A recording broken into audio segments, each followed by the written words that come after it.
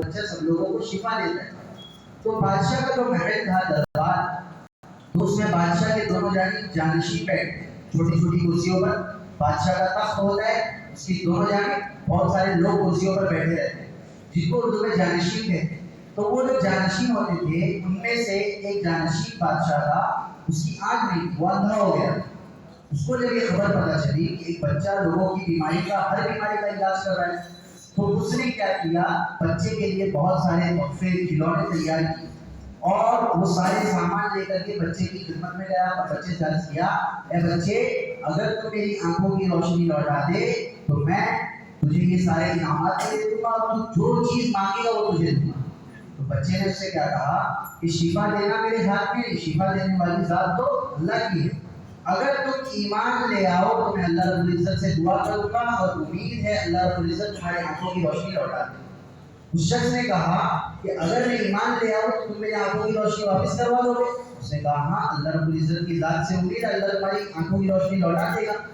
تو وہ شخص جو تھا وہ کلمہ پڑھ کر مسلمان ہو گیا. اب اس زمانے میں چونکہ عیسائیت مذہب حق تھی تو وہ عیسائیت مذہب کو اس نے قبول کر لیا. تو اس کے بعد جیسے ہی اس نے قبول کیا، اس بچے نے اللہ رب العزت کی بارگاہ میں ہاتھ اٹھائی اور دعا کیا اور اس شخص کی آنکھوں پر ہاتھ پھیر دیا، اس کو دیکھنے لگ گیا. تو وہ خوشی کے مارے اتنا جھوم اٹھا، اس نے کہا اے بچے تو جو مانگ آج تجھے وہ دوں گا. بچے نے کہا مجھے کچھ نہیں چاہیے، میں نے تو کچھ کیا ہی نہیں، یہ تو پورا کام اللہ رب العزت کی ذات نے کیا. تو وہ شخص وہاں سے چلا گیا. اگلے دن جب وہ بادشاہ کے دربار میں بیٹھا تھا تو بادشاہ نے دیکھا کہ یہ جو میرا جانشین ہے اس کی تو آنکھیں نہیں تھی، یہ تو اندھا تھا، اس کو کہاں سے دکھائی دے رہا ہے؟ وہ سب لوگوں کی شکل و صورت کو دیکھتے بیٹھا ہے. اندھے لوگ تو ایک طرف دیکھتے رہتے ہیں، ان کو کیا پتا آزو میں کون بازو میں کون. وہ جو جانشین تھا اس نے جب اس کی حرکتوں میں تبدیلی دیکھی تو اس نے اس سے پوچھا کہ ارے تم تو اندھے تھے، تمہیں کہاں سے دکھائی دینے لگ گیا؟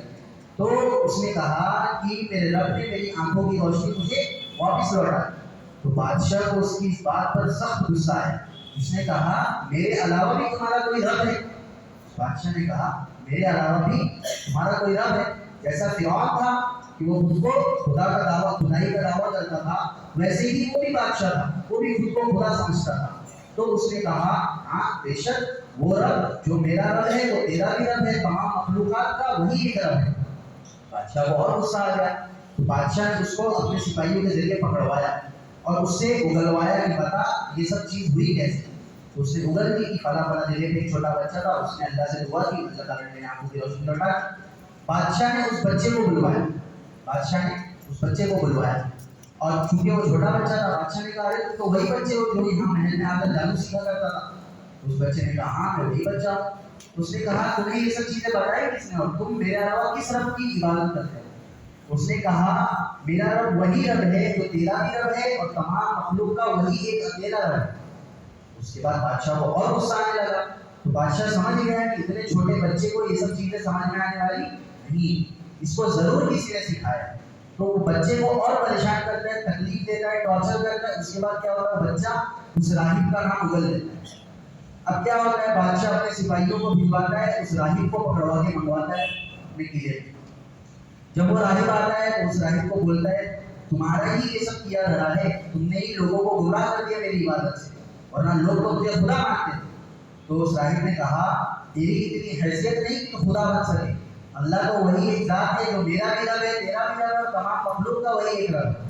بادشاہ بھی اس کی بات پر بہت غصہ آیا. بادشاہ نے ایک بڑی سی آری منگوائی، لکڑا کاٹتے ہیں جس سے آری بڑی والی، وہ آری منگوائی اور اس راہب کے سر کے بیچ پہ رکھا، تب بیچوں بیچ سر کے اس آری کو رکھا اور اس سے کہا کہ اگر تو مجھے خدا مانتا ہے تو ٹھیک ہے، نہیں تو میں تجھے بیچ سے چیر دوں. اس راہب نے انکار کر دیا. اس نے کہا تو اگر میرے 100 ٹکڑے بھی کر دے تو میں تجھے رب نہیں مانوں گا. تو اس کے بعد بادشاہ نے کیا کہ اپنے سپاہیوں کو حکم دیا کہ اس کو چیر دو. اس راہب کو وہیں محل میں کھڑے کھڑے 2 حصوں میں چیر دیا گیا، اس کے دونوں پھڑ کے حصے زمین پر گر گئے. اس کے بعد اس نے اپنے جانشین سے کہا کہ اگر تو مجھے خدا مانتا ہے تو ٹھیک ہے ورنہ میں تیرا بھی یہی حال کروں گا. بادشاہ کا جانشین بھی چونکہ ایمان اس کے دل میں بس چکا تھا، اللہ کی محبت اس کے دل میں آ چکی، اس نے بھی اسے خدا ماننے سے انکار کر دیا کہ میرا رب تو وہی رب ہے جو تیرا بھی رب ہے، میرا بھی رب ہے، تمام مخلوق کا وہ ایک ہی رب ہے. بادشاہ کو پھر اور غصہ آیا. اس نے کیا کیا، اپنی سپاہیوں کا اس کو بھی چیر دو. اس کے سپاہیوں نے اس کے سر کے بیچ میں آرا رکھا، بیچ سے اس کو چیر دیا. اب چھوٹا بچہ بچا، اب اس چھوٹے بچے کا ایمان دیکھیے مسلمانوں، وہ چھوٹا سا بچہ ہے، وہ بچے سے جب اس بادشاہ نے کہا کہ مجھے خدا مان لے ورنہ جو حال ہے جو ساتھیوں کا ہوا وہی تیرا بھی ہوگا۔ ابھی صرف یہی 3 مسلمان تھے اس بادشاہ کی حکومت میں ایمان والے، 2 تو مر گئے، اب ایک اکیلا بچہ بچا ہے مومن، باقی سب تو اس بادشاہ کو ڈر کے مارے ہی صحیح اپنا خدا مان رہے ہیں۔ بچے نے انکار کر دیا، بادشاہ نے کہا اپنے سپاہیوں سے کہ تم لوگ ایک کام کرو، اس بچے کو لے کر کے فلاں فلاں پہاڑ کی چوٹی پر چڑھ جاؤ، پہاڑ کی سب اونچائی پر چلے جاؤ، اور اگر یہ بچہ مجھے خدا مان لے تو ٹھیک ہے، ورنہ وہی چھوٹی سے دھکا دے کے اس کو مار دے۔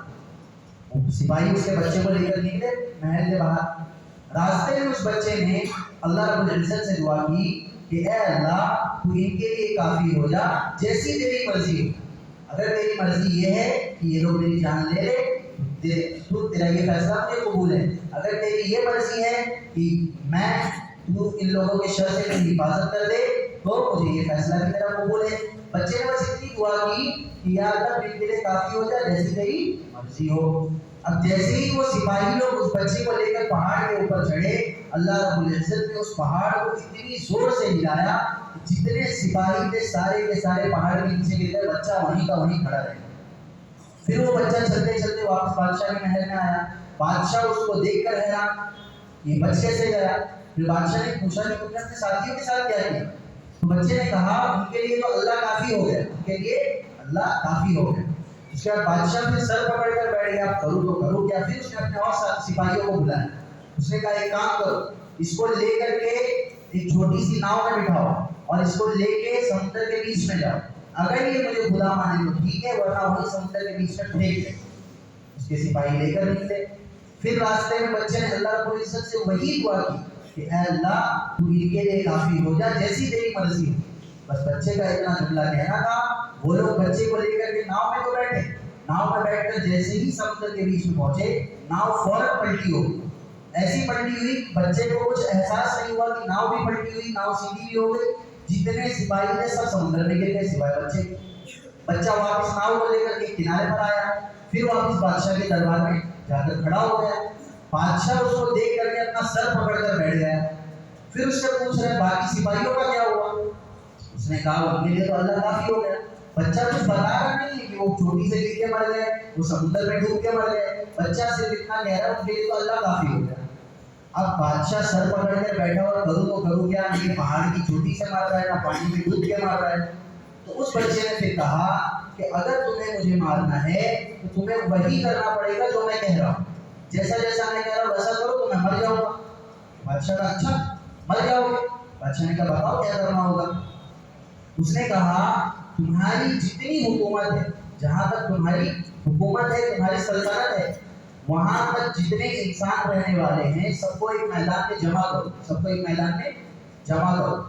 اس کے بعد میرا جو ترکش ہے، بچے کے پاس ایک تیر کا ترکش تھا، پہلے زمانے میں جو تیر اور کمان استعمال کی جاتی تھی جس میں تیروں کو رکھا جاتا تھا اس کو ترکش کہتے ہیں۔ تو بچے کے پاس ایک ترکش تھا اور ایک تیر، تو اس نے کیا کہا ایک میدان میں سب کو جمع کرو، ایک کھجور کی ٹہنی سے مجھے لٹکا دو، ایک کھجور کی ٹہنی سے مجھے لٹکا دو، میرے ترکش میں سے ایک تیر نکالنا اور میرے کمان پر اسے رکھنا اور اس کے بعد کہنا بسم اللہ رب غلامی، اس بچے کے رب شروع اللہ کے نام سے جو اس بچے کا رب ہے، بس اتنا پڑھ کر کے اس تیر کو چھوڑنا، میں فوراً مر جاؤں۔ بادشاہ نے کہا اچھا مر جاؤ گے؟ تو بچہ کہنے لگا ٹھیک ہے۔ تو اس کے بعد بادشاہ نے اپنی سلطنت کے جتنے لوگ تھے سب کو جمع کروایا ایک میدان میں، کھجور کی ٹہنی پر اس بچے کو لٹکوایا اور بچے کے ترکش سے ایک تیر نکالا اور بچے کی کمان میں لگایا، اور اس کے بعد یہ پڑھ کر کے شروع اللہ کے نام سے جو اس بچے کا رب ہے، بس اتنا پڑھ کر کے اس نے جیسے ہی وہ تیر چھوڑا بچے کے کان اور سر کے بیچ میں وہ تیر گھسا اور بچہ مر گیا۔ بادشاہ کی پوری سلطنت اس کارنامے کو دیکھ رہی تھی۔ جب اس پوری سلطنت نے اس معجزے کو اپنی آنکھوں سے دیکھا کہ اس بادشاہ نے اس بچے کو پہاڑ کی چوٹی سے بھی مارنے کی کوشش کی، بچہ نہیں مارا، اس بادشاہ نے بچے کو ڈبا کر بھی مارنے کی کوشش کی، بچہ نہیں مارا، لیکن جیسے ہی بادشاہ نے اس بچے کا جو رب ہے اس کا نام لے کر کے تیر چلایا، بچہ مر گیا۔ سب کے ذہن میں یہ بات گھس گئی کہ یہ بادشاہ جو ہے یہ تو نقلی خدا ہے، اصلی خدا تو وہی ہے جو اس بچے کا خدا ہے۔ اب بادشاہ کے وزیر نے کہا حضور جس چیز کا ڈر تھا وہی ہوا، آپ اس بات سے ڈر رہے تھے کہ اس بچے کے ذریعے اور لوگ مسلمان نہ ہو جائے، آپ نے اس بچے کو تو مار دیا لیکن پوری سلطنت آج اسلام قبول کر لی، پوری سلطنت مسلمان ہو گئی، سب نے آپ کی خدائی سے انکار کر دیا۔ بادشاہ نے کہا اچھا ایسی بات ہے۔ اب اس بادشاہ کا ظلم دیکھیے، اس نے کہا سڑک کے دونوں کناروں میں نالیاں کھدواؤ، جیسے ہمارے یہاں گٹر کھدے رہتے ہیں گڈھے دونوں سائڈ، اس طریقے سے اس نے سڑک کے دونوں سائڈ کھڈے کھدوائے لمبے ایک دم گٹر کی طریقے سے۔ اس کے بعد اس نے کیا کہا ان نالیوں میں آگ جلاؤ، لمبی نالی سڑک کے کنارے دور دراز تک گئی، چونکہ بادشاہ کی پوری سلطنت کھڑی ہوئی ہے، لاکھوں کا مجمع ہے، اب اتنے مجمع کو اس کو سزا دے دی۔ اس نے کیا کیا سڑک کے دونوں کنارے بڑی بڑی نالیاں کھدوائی اور ان میں آگ جلوائی۔ آگ جلوانے کے بعد اس بادشاہ نے کہا کہ سب سے ایک ایک کر کے پوچھو، اگر جو مجھے خدا مانے اسے چھوڑ دینا، جو میری خدائی کا انکار کرے اسے اس آگ میں ڈھکیل دینا۔ اس کے سپاہیوں نے کام شروع کیا، ایک ایک کر کے سارے لوگوں کو آگ میں ڈھکیلتے گئے، یہاں تک کہ ایک عورت کا نمبر آیا، ایک عورت کی باری آئی، اس کے ساتھ ایک چھوٹا سا بچہ تھا، اس کا معصوم سا 4-5 سال یا اس سے بھی زیادہ، وہ بچہ صرف طوطے انداز میں کلام کر سکتا تھا۔ جب اس عورت کا نمبر آیا تو وہ عورت آگ کی شعلوں کو دیکھ کر گھبرا گئی اور پیچھے قدم ہٹانے لگی۔ تو اس کے بچے نے اپنی ماں کا پلو کھینچتے ہوئے کہا اماں صبر کرو، اللہ رب العزت ہمیں اس کا بہترین بدلہ دے گا۔ اتنا چھوٹا سا بچہ اپنی ماں کو صبر کی تلقین کر رہا ہے کہ ماں صبر کر، اللہ رب العزت ہمیں اس کا بہترین بدلہ دے گا۔ یہاں تک کہ اس بادشاہ نے اپنی پوری سلطنت کو آگ میں جلا کر خاک کر دیا، کوئی اس کا نام لینے والا باقی نہیں تھا۔ اور نتیجہ کیا نکلا کہ اتنی بڑی جو سلطنت تھی جو اس بادشاہ کو خدا مان بیٹھی تھی، اس بچے کے ذریعے اللہ رب العزت نے ان تمام کو ایمان کی دولت عطا فرمائی، اور ان تمام نے ایمان قبول کرنے کے بعد ان کا صبر دیکھیے، آگ سامنے موجود ہے، بچنے کا راستہ بھی موجود ہے، لیکن ان لوگوں کا ایمان اور ان کے دل میں یہ جذبہ تھا کہ اگر آج ہم نے صبر کر لیا تو اس کے بدلے میں جنت ہے، اس کے بدلے میں جنت ہے۔ تو بتانے کا مقصد یہ ہے، اتنی لمبی چوڑی کہانی، اتنا لمبا چوڑا واقعہ بتانے کا مقصد یہ ہے کہ کس مشقت اور محنت سے اس زمانے میں بھی اسلام پھیلا اور لوگوں نے کس محنت اور مشقت سے اسلام کو بچایا، اپنی جانوں کی قربانی دے دی لیکن کسی اور کو خدا نہیں مانا، کسی اور کے ڈر کو دل میں نہیں بٹھا۔